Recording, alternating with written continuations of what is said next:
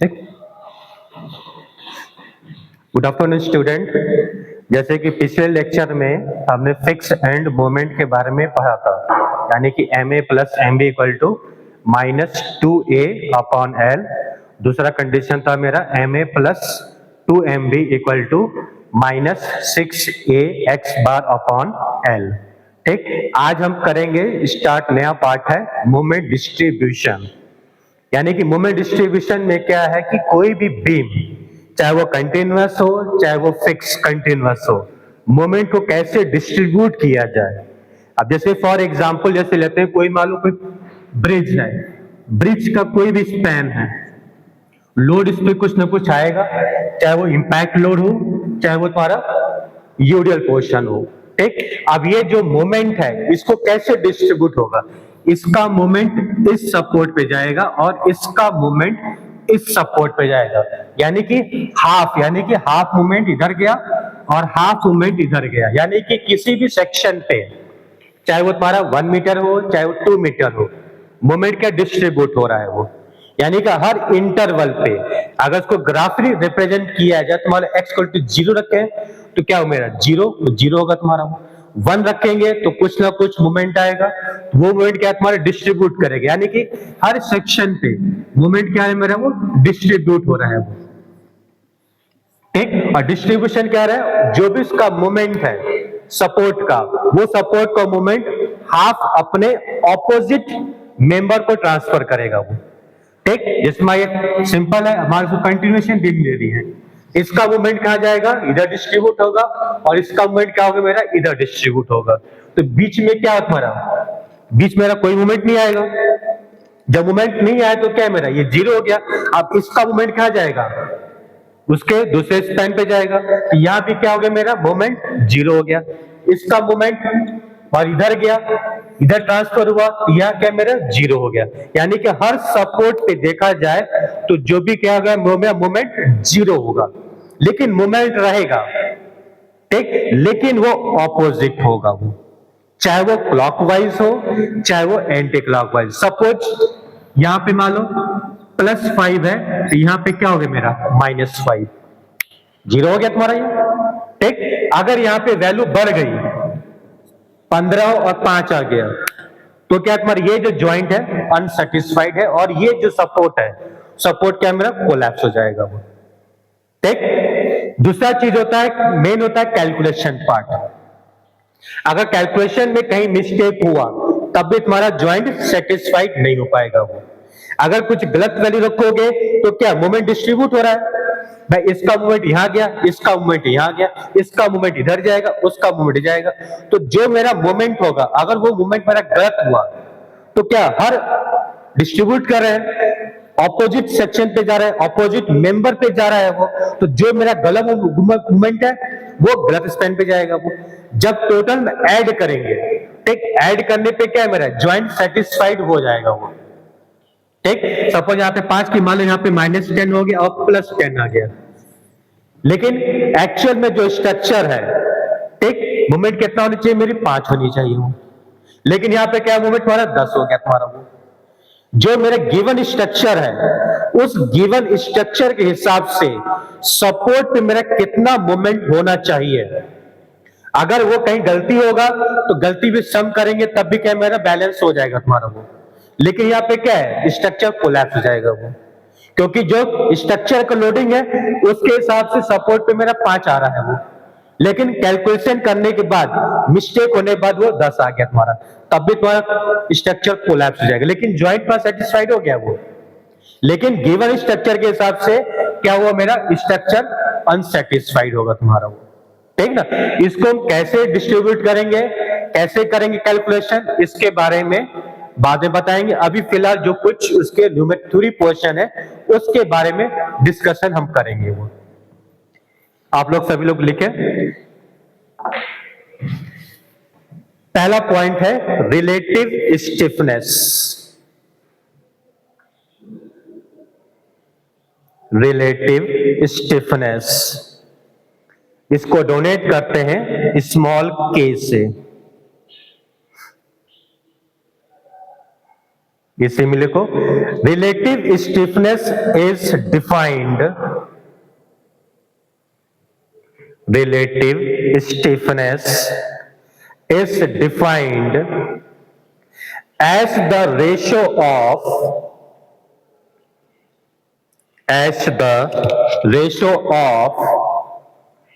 I upon L, capital I upon L, and is donated by small k,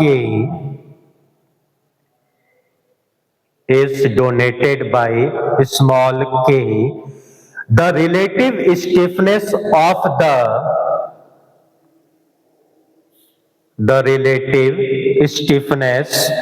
of the member ij, small ij, is small kij equal to I small ij upon L ij। ठीक, ij क्या है, मेरा member है। ठीक, जो भी मेरा member होगा, सपोज कोई बीम है, तो ए बी सी हो चुका तुम्हारा, वो मालूम ए बी मेंबर ले रहे हैं तो क्या होगा मेरा आई ए बी। ठीक, बी ए लेंगे तो बी ए, यानी कि आई जे क्या है, मेरा मेंबर है। ठीक, ए बी स्पैन हो चाहे तुम्हारा वो बी ए स्पैन हो। ठीक, उसके लिए हम डोनेट करते हैं आई जे मेंबर से वो। और जो मेरा रिलेटिव स्टिफनेस है वो क्या है, मेरा आई अपॉन एल। ठीक, आई क्या है, मेरा मोमेंट ऑफ इनर्शिया या फ्लेक्सिबिलिटी, सॉरी रिलेटिव स्टिफनेस, और एल क्या है, मेरा स्पैन का लेंथ। ठीक, जब इसको पुटअप करेंगे तो क्या मेरा वो के लिखन के बाहर आएगा तुम्हारा वो। ठीक ना, इसी में आगे लिखो, relative stiffness for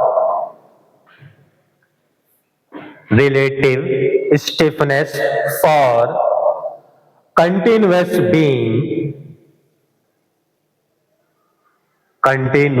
beam, number 1,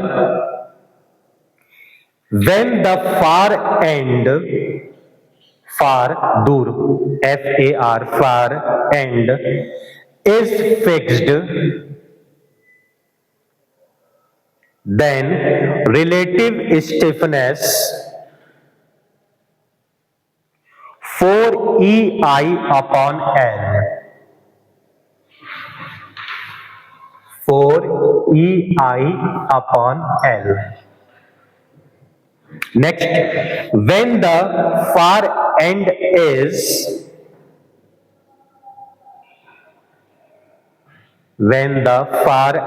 is hinge or roller, then relative stiffness is 3EI upon L। ठीक, अब यहां पे फिक्स एंड का मतलब क्या है, मेरा जो मेरा फार एंड बीम का जो मेरा फार एंड होगा, अगर वो फिक्स हुआ तो वहां पे हम क्या करेंगे, 4EI अपॉन L लेंगे। अगर फार एंड हिंज है या रोलर सपोर्ट है तो उस केस में हम क्या करेंगे, रिलेटिव स्टिफनेस होगी मेरा 3EI अपॉन L। सपोज मेरा बीम है, बीम को कर दिए फिक्स। ठीक, अब इसका फार एंड क्या है मेरा, बी से हम ए साइड देखेंगे तो फार एंड क्या है मेरा, हिंज सपोर्ट है। ठीक, और हिंज सपोर्ट पे क्या आता है, जनरली मेरा मोमेंट 0 होता है वो। ठीक, तो इस केस में क्या होगा मेरा, ये 3EI अपॉन L रखेगा तुम्हारा वो। ठीक, अगर तुम्हारा फार एंड फिक्स है, ठीक, तो उस केस में क्या होगा मेरा 4EI अपॉन L को पुटअप करेंगे वो।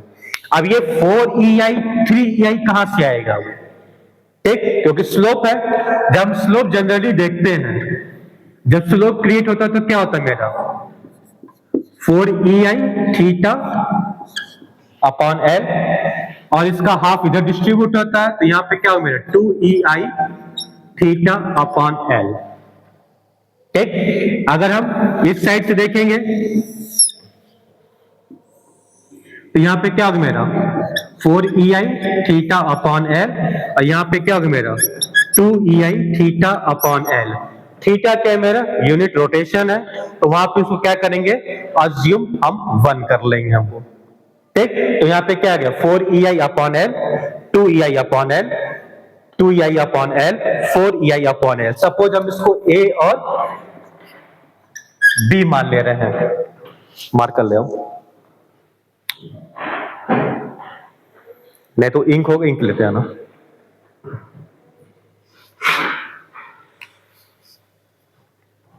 ठीक, अब सपोज हम इस एंड को कर देते हैं फिक्स।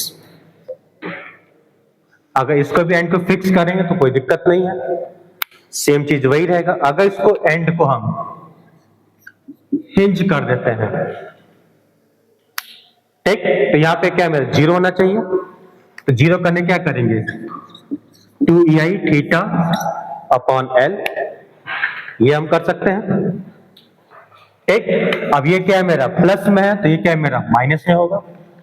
इसका हाफ कहां जाएगा मेरा इधर जाएगा, तो यहां पे क्या होगा EI थीटा अपॉन एल। ठीक, अब ये करेंगे तो क्या मेरा 0 हो गया। ठीक, 0 क्यों हुआ, क्योंकि मेरा ये फार एंड मेरा हिंज सपोर्ट है, तो यहां पे मेरा 0 होना है। ठीक, और यहां पे क्या मोमेंट रहेगा, तो यहां पे क्या होगा मेरे जब दो लोग ऐड करेंगे माइनस के साथ, तो क्या मेरे 3EI थीटा अपॉन एल, ये टर्म बन गया तुम्हारा ये। अब ये 3 कहां से आया, क्योंकि मेरा फार एंड क्या हुआ मेरा, अगर यहां से फार एंड देखिए फिक्स हिंज है, तो हिंज के केस में क्या होगा मेरा 3EI अपॉन एल होगा तुम्हारा। अगर फार एंड मेरा फिक्स होगा तो वहां पे हम क्या करेंगे 4EI अपॉन एल लेंगे। ये चीज को ध्यान रखना, हिंज सपोर्ट रहेगा या रोलर सपोर्ट वहां पे 3 लगेगा, फिक्स सपोर्ट या कंटिन्यूअस सपोर्ट तो वहां पे क्या होगा मेरा 4EI अपॉन एल रहेगा तुम्हारा। ठीक, और जो मेरा डिस्ट्रीब्यूशन फैक्टर होगा, ठीक, सम करने के बाद 1 आनी चाहिए। अगर 1 नहीं आ रहा है तो जो तुम्हारा रिलेटिव स्टिफनेस हम निकाल रहे हैं एट द जॉइंट और मेंबर के हिसाब से, वो मेरा वहां पे कहीं ना कहीं गलती हो सकती है वो, क्योंकि मेन यहां पे होता है पार्ट है तुम्हारा डिस्ट्रीब्यूशन फैक्टर, क्योंकि वही मोमेंट को डिस्ट्रीब्यूट करेगा तुम्हारा वो। अगर तुम्हारा डिस्ट्रीब्यूशन फैक्टर गलत होगा तो हर मेंबर का जो मैं मोमेंट डिस्ट्रीब्यूट करेंगे वो तुम्हारा मोमेंट गलत जाएगा तुम्हारा वो। ठीक, याद हो गया, नोट डाउन कर लिया ना। नेक्स्ट है carry over. Carry over short में CO।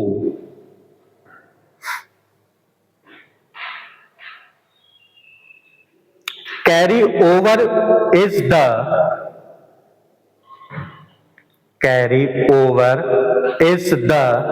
Factor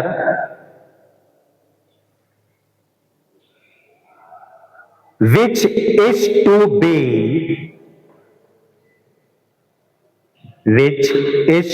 be multiplied within the moment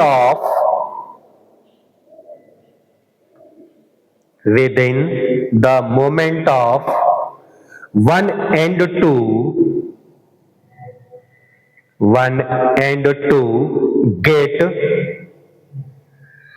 moment at other end।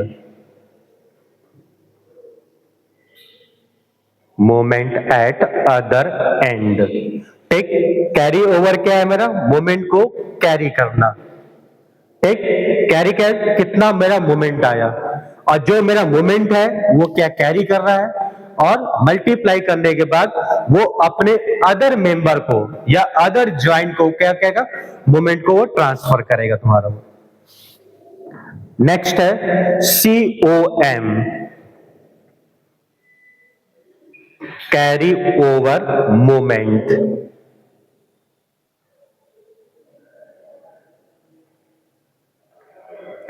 It is defined as the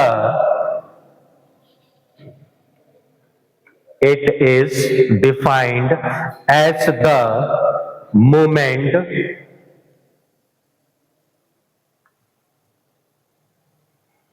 include the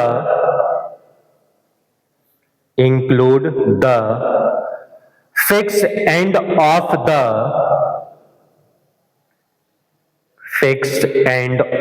the beam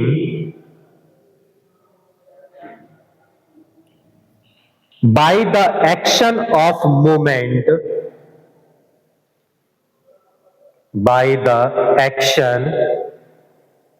of movement applied at the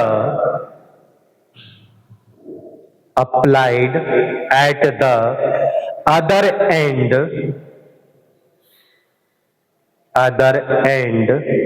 which is hinge.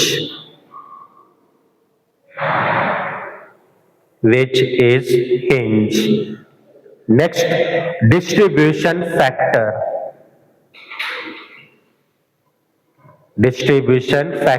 इसको donate करेंगे DFC.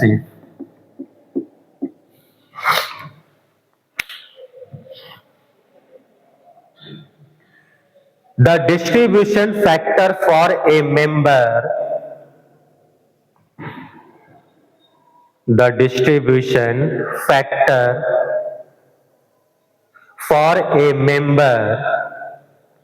at a joint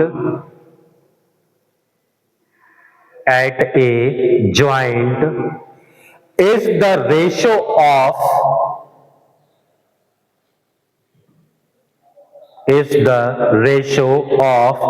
stiffness of the member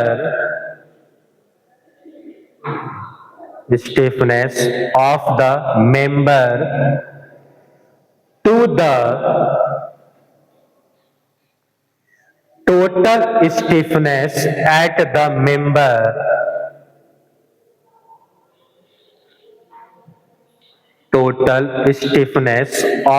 member meeting at a joint.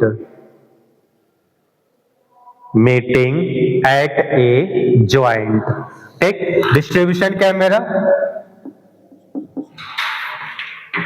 Relative stiffness क्या है मेरा? KIJ divide by summation of KIJ,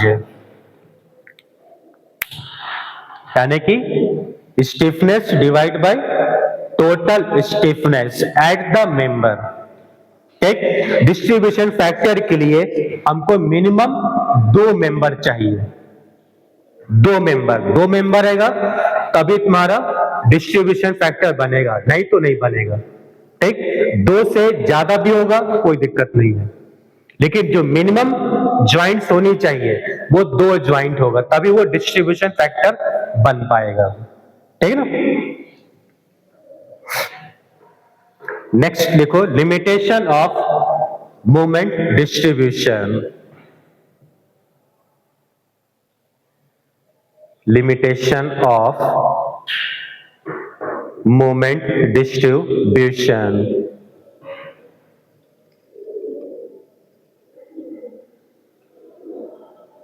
The following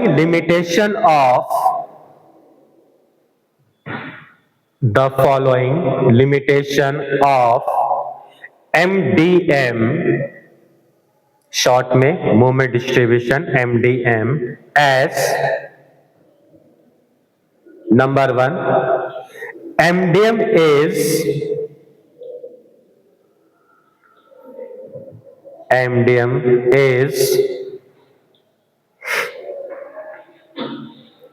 situated to endless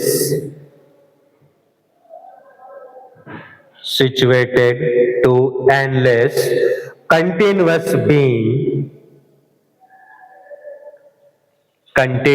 beam including non-prismatic structure.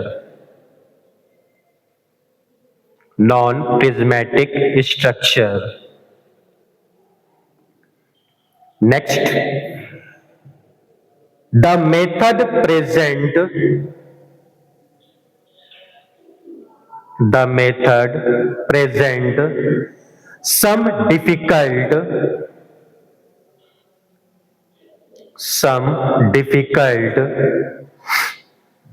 when applied to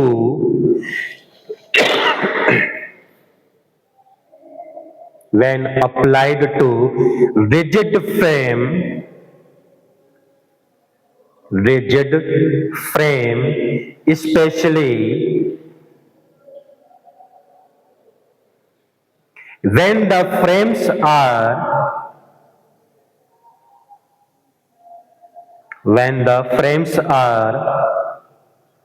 side sway means होता है column displace होगा। Suppose कोई column है, एक column में क्या होगा, मेरा हॉरिजॉन्टल फोर्स ऐड करेगा तुम्हारा वो। अगर हॉरिजॉन्टल फोर्स ऐड करने पे कॉलम अगर वो डिस्प्लेस होता है, ठीक, तो वो क्या होगा, मेरा वो स्वे फ्रेम होगा तुम्हारा वो। ठीक, अगर कॉलम डिस्प्लेस नहीं होता है तो वो क्या होगा, मेरा वो नॉन स्वे फ्रेम होगा वो। ठीक, स्वे का मतलब क्या है और नॉन स्वे का मतलब क्या है? नॉन स्वे का मतलब होता है कि symmetry of the frame. Section को चाहे एक्स प्लेन चाहे वाई प्लेन पे काटें तो लेफ्ट पोर्शन और राइट पोर्शन दोनों सिमेट्री होनी चाहिए वो। ठीक, अगर दोनों सिमेट्री होगा तो नॉन स्वे होगा तुम्हारा। अगर सिमेट्री नहीं होता है तो क्या होगा, मेरा स्वे होगा। सपोज यहां पे कोई हम लोड लगा दें, फ्रेम है, कोई हम लोड लगा दिए W, इधर भी W और इधर भी W। ठीक, स्पैन सपोज L/2 कर दिए, L/2 कर दिए, L/2 कर दिए, L/2, L/2 और L/2। ठीक, ये क्या है, तुम्हारा सिमेट्री है। अगर फ्रेम को लोड के अकॉर्डिंग सेक्शन कट किए तो लेफ्ट और राइट दोनों सिमेट्री हो गए तुम्हारे। अगर लोड को इस साइड से कट किए, ठीक, ये पोर्शन और ये पोर्शन, एक अपर एंड डाउन पोर्शन दोनों मेरे सिमेट्री हो गए। अगर यहाँ पे हम W हटा देते हैं तो क्या होगा, मेरा ये स्वे हो जाएगा तुम्हारा, क्योंकि सेक्शन कट करने के बाद लेफ्ट पोर्शन पे मेरा लोड है लेकिन राइट पोर्शन पे मेरा लोड नहीं है तुम्हारा, जिसके कारण फ्रेम क्या तुम्हारा, सपोज ये फ्रेम है, फ्रेम क्या होगा तुम्हारा, या तो इस साइड डिस्प्लेस करेगा या इस साइड डिस्प्लेस करेगा तुम्हारा। लेकिन जो बीम है, बीम में डिफ्लेक्शन नहीं होगा। बीम क्या होगा तुम्हारा, फ्रेम के साथ ही रोटेट करेगा तुम्हारा। ठीक, अगर नॉर्मल बीम देखेंगे तो नॉर्मल बीम में लोड आएगा तो क्या है, डिफ्लेक्शन आएगा तुम्हारा। लेकिन फ्रेम में क्या है, सिर्फ टाइप ऑफ कॉलम ये डिस्प्लेस करेगा, न कि बीम डिस्प्लेस करेगा तुम्हारा। ठीक, कॉलम डिस्प्लेस हुआ, ये भी कॉलम डिस्प्लेस का, लेकिन बीम क्या तुम्हारा साथ में जा रहा है वो। ठीक, जिसमें डोर फ्रेम है, ठीक, डोर फ्रेम में लोड ऊपर से आएगा तुम्हारा वो, लेकिन हॉरिजॉन्टल से जब लोड ऐड करेगा तो क्या तुम्हारा वो हॉरिजॉन्टल डिस्प्लेस करेगा। बीम तो नीचे जा रहा है तुम्हारा वो, बीम किस पे टिका है, कॉलम पे टिका है, तो बीम में डिफ्लेक्शन ना होके कॉलम में डिफ्लेक्शन आ सकता है तुम्हारा। वो तब आएगा जब तुम्हारा वो नॉन सिमेट्री के केस में होगा तो। ठीक, जब इस पे क्वेश्चन कराएंगे स्वे और नॉन स्वे में तो वहां तुमको क्लियर हो जाएगा कि फ्रेम क्या होता है और नॉन स्वे फ्रेम क्या होता है तुम्हारा। ठीक है ना। And last one, this method can not be this method cannot be applied to structure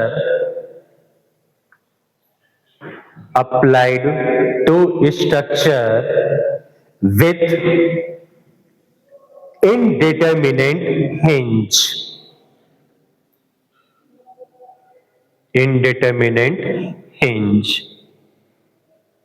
ठीक, हिंज की केस में तुम्हारा मोमेंट डिस्ट्रीब्यूशन सुटेबल नहीं है, उसकी लिमिटेशन है, उसी लिमिटेशन के अंदर ही हम मोमेंट को डिस्ट्रीब्यूट कम कर सकते हैं।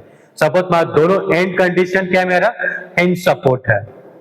ठीक, उस केस में तुम्हारा मोमेंट डिस्ट्रीब्यूशन वहां पे एप्लीकेबल नहीं हो पाएगा, उसको दूसरे मेथड यानी कि स्लोप डिफ्लेक्शन मेथड से उसको हम सॉल्व कर सकते हैं वो। मोमेंट डिस्ट्रीब्यूशन थोड़ा सा लेंदी है, क्योंकि मोमेंट को यहाँ पे डिस्ट्रीब्यूट करना है हर मेंबर पे, और हर मेंबर का जो ज्वाइंट्स होगा वहां पे हमको मोमेंट को जीरो लाना है वो। ठीक, तो वहां पे कई प्रोसेस चलेंगे, कई साइकिल चलेंगी, तब जाके तुम्हारा वो नियर अबाउट जीरो आएगा। लेकिन एग्जाम में, ठीक, एग्जाम में कम से कम 4 साइकिल तक उसको अटेम्प्ट करना है। बाकी कंपटीशन में लिमिटेशन ज्यादा होते हैं, क्योंकि अगर यूनिवर्सिटी देखा जाए क्वेश्चन पैटर्न को, तो क्वेश्चन पैटर्न में 7 नंबर के क्वेश्चंस आते हैं। लेकिन वही इंजीनियरिंग सर्विसेज में अगर मोमेंट डिस्ट्रीब्यूशन या स्लो डिफ्लेक्शन आते हैं तो एक क्वेश्चन 20 नंबर के होते हैं। वो अगर वो क्वेश्चन सही हो गया तो पूरे पूरे 20 नंबर, गलत हो गए तो कट के 0। वहां पे कोई भी स्टेप मार्किंग नहीं दी जाती है, क्योंकि वो कंपटीशन है। चाहे तुम्हारा स्टार्टिंग का गलती हो, चाहे बीच के गलती हो, वो काट के 0 कर दिया जाएगा। वो यूनिवर्सिटी में थोड़ी बहुत रियलिटी मिलती है, एक आध 2 नंबर स्टेप पे मिल जाते हैं, लेकिन कंपटीशन में कोई गुंजाइश नहीं है, क्योंकि कंपटीशन में मोमेंट डिस्ट्रीब्यूशन और slow deflection plus kinase method, ये 3 मेथड कंपटीशन में आते हैं, और 20-20 नंबर के क्वेश्चंस रहते हैं। वो लेंदी क्वेश्चन होता है, वहां भी कंपटीशन में साइकिल को आदमी कम कर सकते हैं और एक्सप्रोक्सिमेटली 0 के आसपास बना के इसको कैलकुलेशन कर सकते हैं। लेकिन कैलकुलेशन जो गिवन स्ट्रक्चर दिया गया होगा उस स्ट्रक्चर के हिसाब से उसका मोमेंट आना चाहिए। जैसे एग्जांपल भी बताए थे 5 और 10 का स्ट्रक्चर के हिसाब से गिवन स्ट्रक्चर 5 आना चाहिए और कैलकुलेशन तुमने किया 10 आया, तो क्या तुम्हारा मिस्टेक कहीं ना कहीं हुआ तो कट के 0 हो जाएगा तुम्हारा। क्योंकि जो भी तुम्हारे स्ट्रक्चर होते हैं उसके लोड के कारण उसके कुछ न कुछ उसके मोमेंट्स आते हैं। वो अगर वो मोमेंट नहीं आ पाता है तो क्या तुम्हारा डिस्ट्रीब्यूशन क्या होगा, तुम्हारा वो गलत हो जाएगा तुम्हारा वो। ठीक है ना।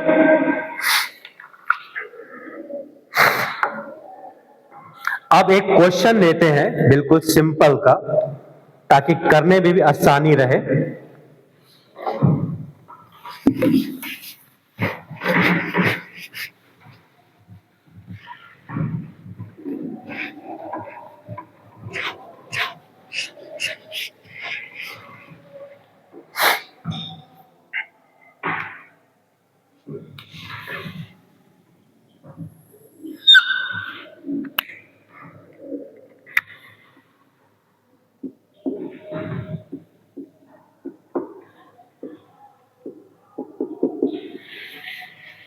एक बीम है, यूडियल इंपैक्ट लोड, बीम का डिस्टेंस 4,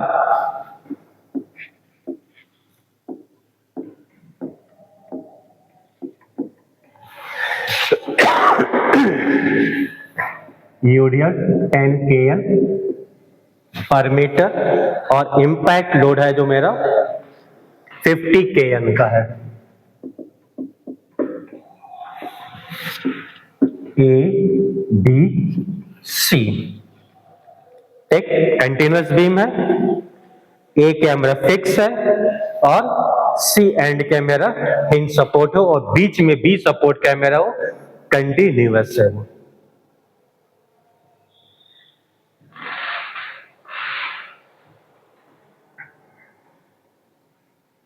ठीक, पहला तो फाइंड करेंगे कि मेरा जो गिवन स्ट्रक्चर है उस स्ट्रक्चर का मेरा फिक्स एंड मोमेंट क्या है। जैसे कि हमने स्टार्टिंग में बताया था, फिक्स एंड मोमेंट में सपोर्ट ए और सपोर्ट बी दोनों क्या थे मेरे, हॉगिंग थे वो। लेकिन रोटेशन देखेंगे तो एक हमारा एंटी क्लॉक था और दूसरा मेरा क्लॉकवाइज था। तो यहां पहले फाइंड करेंगे कि ए बी स्पैन यूडियल है तो इसका फिक्स एंड मोमेंट क्या है, यानी कि एफ एम ए बी। ठीक, तो प्रूफिंग में क्या बताए थे, -W L स्क्वायर अपॉन 12। कुछ याद पड़ा, प्रूफिंग कराए थे ना। ठीक, दूसरा क्या है मेरा, फिक्स मोमेंट एट बी ए, यहां पे क्या होगा मेरा प्लस WL स्क्वायर अपॉन 12। ये क्या है मेरा स्पैन ए बी के लिए। अब हमको निकालना है स्पैन BC के लिए, यानी कि fix moment BC equal to minus, यहां क्या फॉर्मूला था WA स्क्वायर और B स्क्वायर लेते थे, तो जब मेरा A लेते थे वहां पे क्या B स्क्वायर बनता था, यहां पे क्या है WA B square upon L square M CB equal two plus WA square B upon L। यही था ना। अब यहां पे क्या वैल्यू पुट अप करेंगे, W क्या में 10 है, L कितना में 4 है, तो क्या होगा 4 इंटू 16 डिवाइड बाई L, तो यहां पे कितना आएगा मेरा 13.33। ठीक, और दूसरा जब सॉल्व करेंगे तो आएगा मेरा 36 और 24। ठीक, W कितना 50 है, A क्या हो गया मेरा 2, B क्या है मेरा 3, BC सॉरी CB।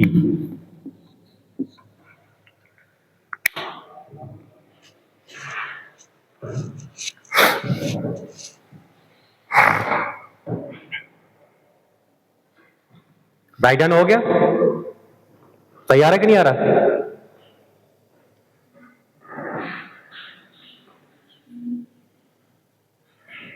ठीक, यूडियल क्या सिमेट्री है, तो दोनों एंड का मोमेंट क्या मेरे बराबर ही होंगे, बस खाली तुम्हारा साइन का चेंज होगा, एक क्लॉकवाइज और दूसरा एंटी क्लॉकवाइज।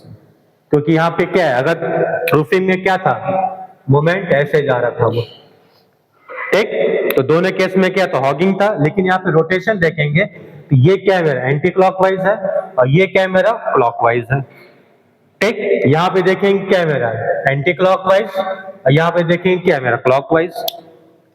ठीक, ये क्या होगा मेरा माइनस होगा और ये क्या होगा मेरा प्लस होगा, तो -36 और प्लस 24, और यहाँ पे क्या माइनस 13.33 और प्लस 13.33। माइनस कहाँ पे ए पे रहेगा और प्लस क्या मेरा बी पे रहेगा, यानी ए बी स्पैन। जब BC स्पैन देखेंगे तो -36 और 24 रहेगा तुम्हारा। ठीक, यहां पे हो गया, ये हो गया तुम्हारा फिक्स एंड मोमेंट निकलने का। अगर यहां पे सपोज करो नहीं आता है फॉर्मूला, याद नहीं है, तो हमको वहां पे जनरेट करना पड़ेगा। ठीक, जो फॉर्मूला बताया गया था कंडीशन 1 और condition 2, MA plus MB equal to -2A upon L, और दूसरा कंडीशन क्या था MA plus 2MB equal to 6A x bar upon L square, उसके माध्यम से वही चीज आएगा तुम्हारा। फॉर्मूला याद है तभी करना पड़ेगा, याद नहीं है तो वहां से प्रूफिंग करके यहां पे इसको इंप्लीमेंट करना पड़ेगा, क्योंकि यही तुम्हारा मोमेंट है, यही मोमेंट पर डिस्ट्रीब्यूट होगा तुम्हारा वो। अगर ये मोमेंट गलत हो जाएगा तो जो स्ट्रक्चर दिया गया उस स्ट्रक्चर पे वो एग्जैक्ट मोमेंट नहीं आएगा तुम्हारा वो। ठीक, अब हमको फाइंड करना है डिस्ट्रीब्यूशन फैक्टर। फिक्स तो लेकर गया, यहां पे क्या था -13.33, 13.33 -36 और 24। ठीक, अब हमको निकालना है डिस्ट्रीब्यूशन फैक्टर। डिस्ट्रीब्यूशन फैक्टर अभी हमने बताया था कि मिनिमम 2 ज्वाइंट हमको देखने हैं। यहां पे ज्वाइंट देख रहे थे क्या मेरा एक ही मेंबर बन रहा है। ठीक, एक मेंबर है, एक ही ज्वाइंट है, लेकिन यहां पे देखेंगे बी पे, ठीक, बी से सी और बी से ए, यहां पे क्या मेरे 2 मिनिमम मेंबर्स बन रहे हैं, तो बी ज्वाइंट क्या मेरा डिस्ट्रीब्यूशन हो सकता है, लेकिन ए पे क्या मेरा डिस्ट्रीब्यूशन नहीं बन पाएगा वो। तो डिस्ट्रीब्यूशन में क्या है, पहले हम लिखेंगे मेंबर, सॉरी पहले लिखेंगे ज्वाइंट्स। एक ज्वाइंट्स क्या है मेरा बी ज्वाइंट है वो। इसके बाद क्या है मेरा मेंबर, मेंबर क्या है मेरा बी ए और BC। ठीक, अब इसके बाद क्या है मेरा रिलेटिव स्टिफनेस, यानी कि KIJ। ठीक, KIJ क्या है मेरा मेंबर है BA और BC। ठीक, अब यहां पे देखेंगे कंडीशन क्या लिखाते हैं कि फार एंड होगा तो 4EI लेंगे, अगर फार एंड मेरा हिंज होगा तो 3EI लेंगे। अब B का फार एंड A है तो A क्या है मेरा फिक्स है, तो यहां पे क्या होगा मेरा ये 4EI अपॉन L। L कितना है मेरा 4। ठीक, अब B से C के साइड देख रहे हैं। ठीक, तो B का फार एंड C है, C क्या है मेरा हिंज सपोर्ट है, तो यहां पे क्या होगा मेरा 3EI अपॉन L। L कितना है मेरा 5। ठीक, सिंप्लीफाई करेंगे तो कितना 1 हुआ, ये क्या है मेरा 3 डिवाइड बाई 5EI। ठीक, सिंप्लीफाई करेंगे कितना रहा वैल्यू,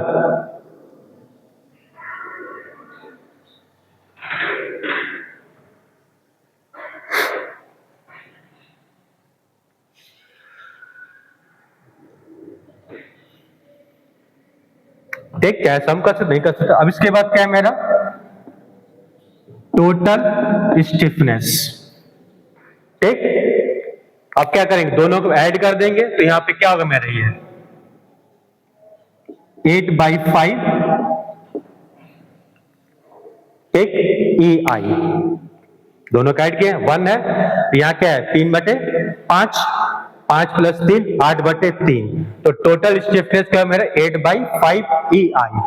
अब इसके बाद क्या है मेरा डिस्ट्रीब्यूशन फैक्टर क्या है मेरा K upon summation of K। ठीक, तो K यहां पे कितना है मेरा 1 है और डिवाइड बाय क्या है मेरा 8/5। EI क्या है मेरा कैंसिल हो जाएगा, तो ये कितना है मेरा 5/8। ठीक, अब यहां पे क्या है मेरा 3/5 डिवाइड बाय 8/5।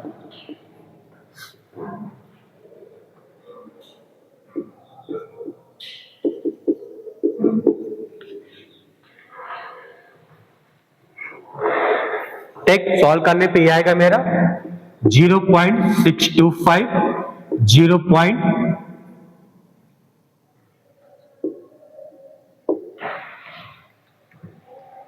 0.375।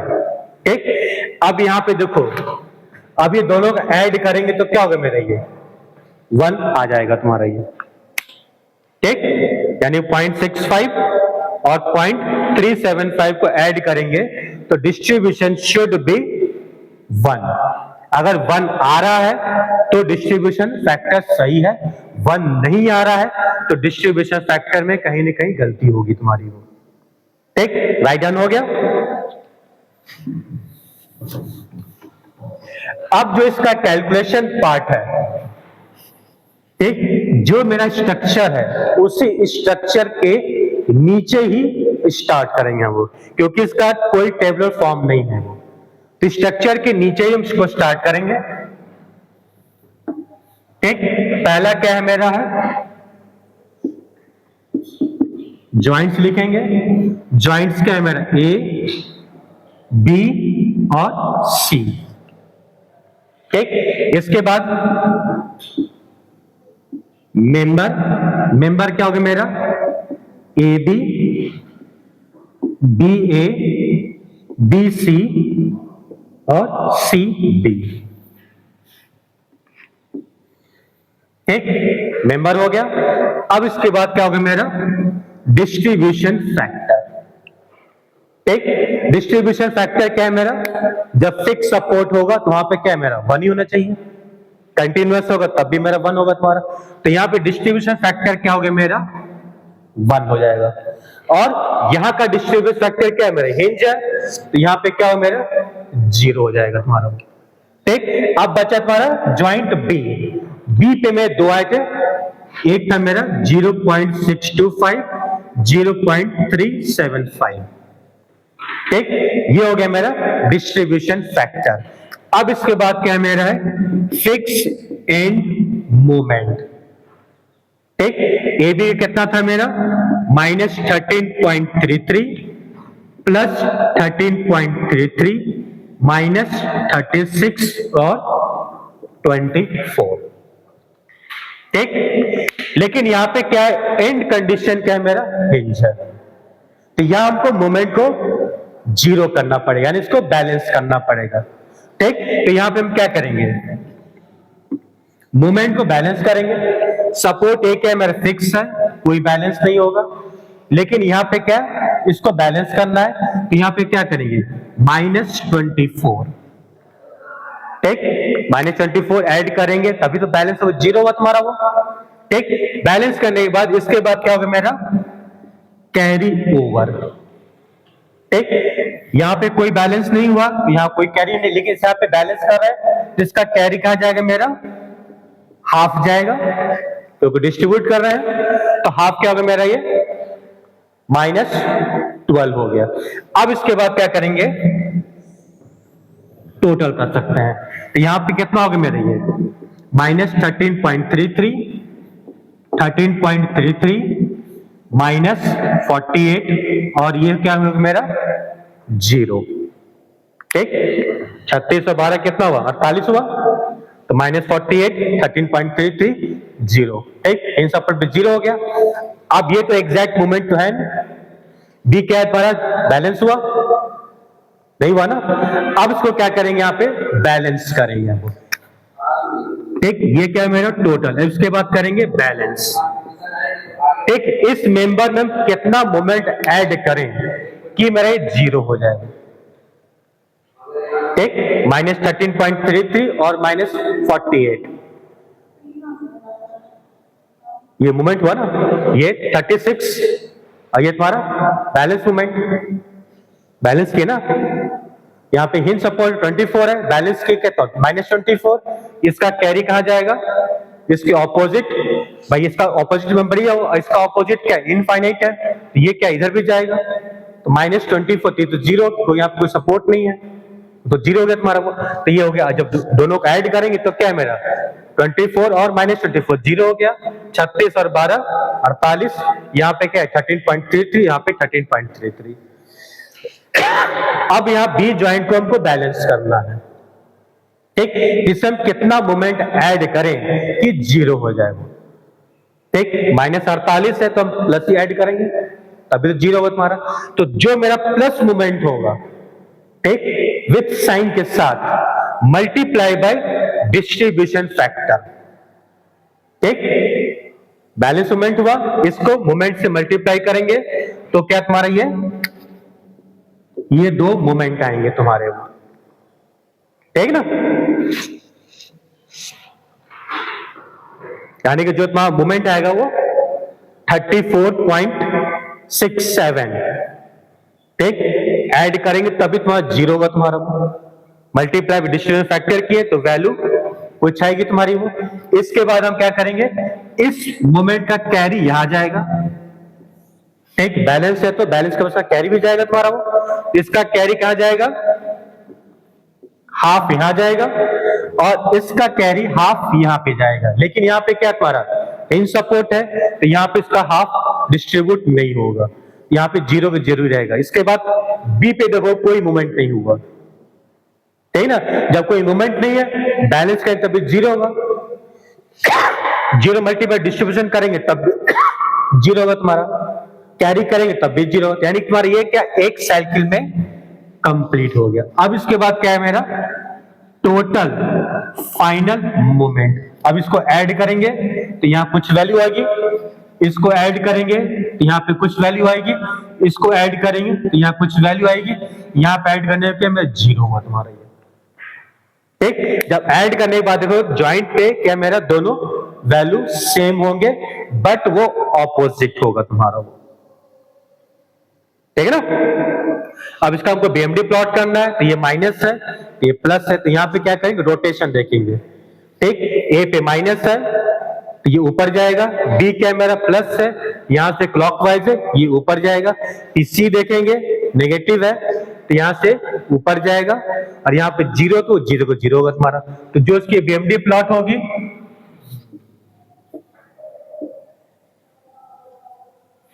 ये प्लॉट होगी तुम्हारी। इसके बाद जो तुम्हारा लोड है उस लोड को क्या करेंगे, सुपर इंपोज कर देंगे।